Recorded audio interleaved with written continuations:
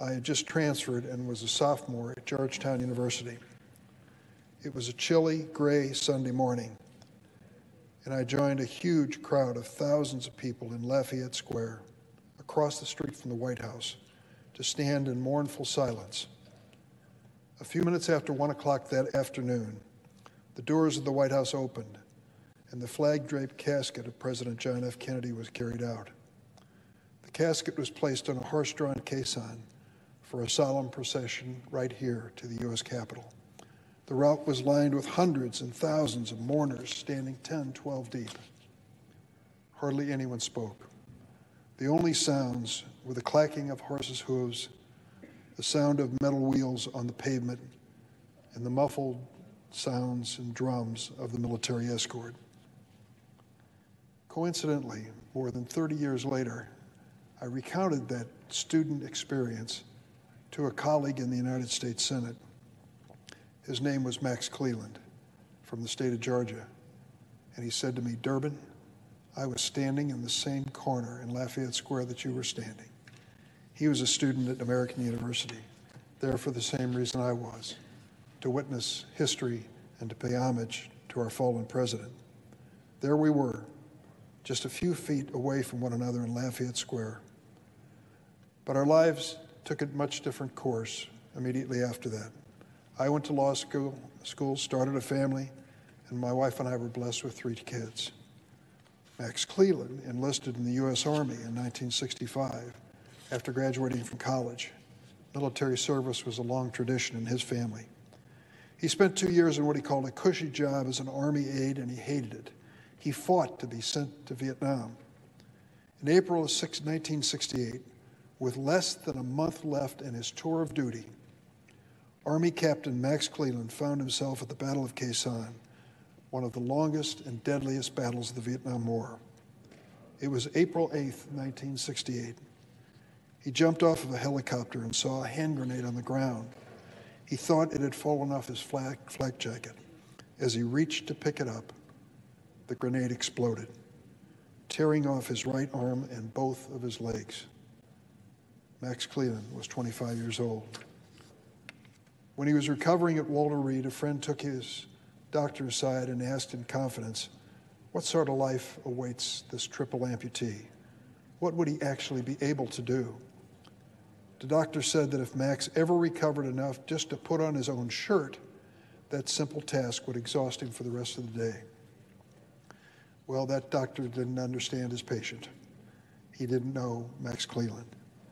He saw what that grenade blast had taken away from him, but he didn't see the deep reservoirs of faith, strength, and determination that remained in Max and grew stronger over time. Before his injury, Max Cleland was the golden boy of his hometown of Lithonia, Georgia. He was his parents' only child. He stood 6'2", a basketball and tennis player in high school, voted the most exceptional student during his senior year. He could have done anything with his life, but during that internship semester in Washington in 1963, Max Cleland decided he wanted to be a U.S. Senator. Nothing could kill that dream, not even the terrible explosion at Khe Sanh that took 3 of his limbs and nearly took his life. After 8 months in VA hospitals, in rehab centers, Max Cleland went home to Georgia. In 1970, at the age of 28, he became the youngest person elected to the Georgia State Senate. At age 34, he became the youngest person ever to head up the U.S. Veterans Administration, then the Department of Veterans Affairs.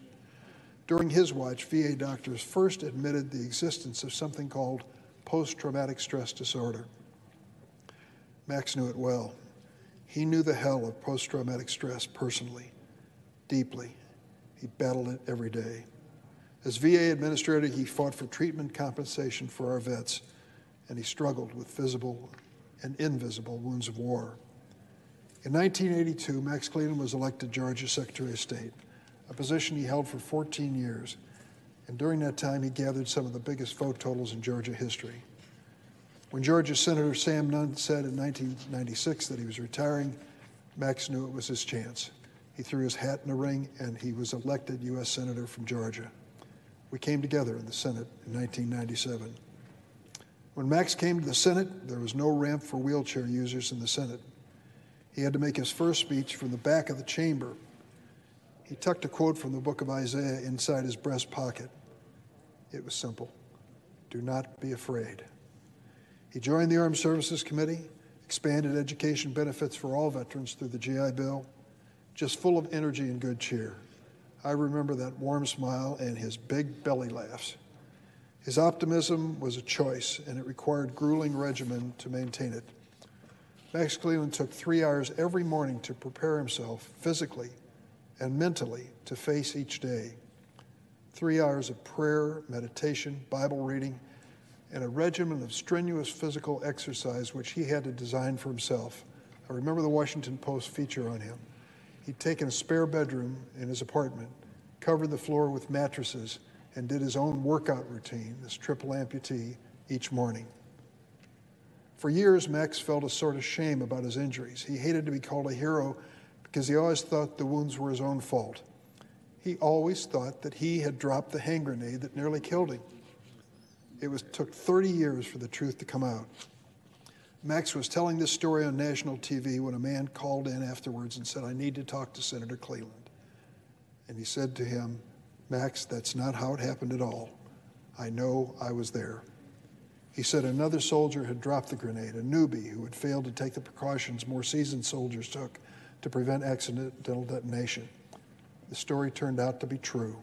And after 30 years, Max could begin to forgive himself. Max was serving in the Senate on 9/11. Months later, the Senate was debating how to merge several agencies, offices, and departments into the brand new Department of Homeland Security. It was the biggest reorganization of the federal government since World War II and would create one of the largest departments in the federal government. Opponents of public employee unions saw it as an opportunity to take on the unions. Max and I, and many others, thought otherwise. We voted against an amendment that would have denied employees of the new department the same collective bargaining right as other federal workers. It was months later that Max stood for re-election in Georgia. Near the end of the race, he was the target of a now infamous 30-second television ad that showed images of Osama bin Laden and Saddam Hussein and went on in that 30-second ad to question Max Cleland's commitment to protect America. How do you look at a man who has lost 3 limbs in war and struggled every day of his life to serve others and accuse him of not being willing to defend his country? Max was one of 6 Vietnam veterans in the Senate at that time. All of his brothers in arms, including Republican senators, John McCain and Chuck Hagel, were furious about that ad. They raised enough hell about it that the ad was pulled. Sadly, the damage had already been done. Max Cleland lost his race for re-election. He called that loss the second big grenade in my life. In the foreword to his 2009 memoir aimed at his fellow wounded veterans, he wrote, "My body, my soul, my spirit, and my belief in life itself was stolen from me by the disaster of the Vietnam War. I found solace," he said, in attempting to, quote, "turn my pain into somebody else's gain by immersing myself in politics and public service." When his Senate years were over, he said, "I went down physically, mentally, emotionally, down into the deepest, darkest hole of my life. I had several moments when I just didn't want to continue to live." The post-traumatic stress came roaring back in his life.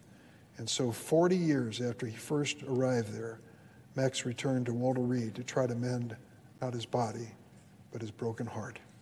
It was connecting with other wounded warriors that finally pulled him out of that dark hole of despair.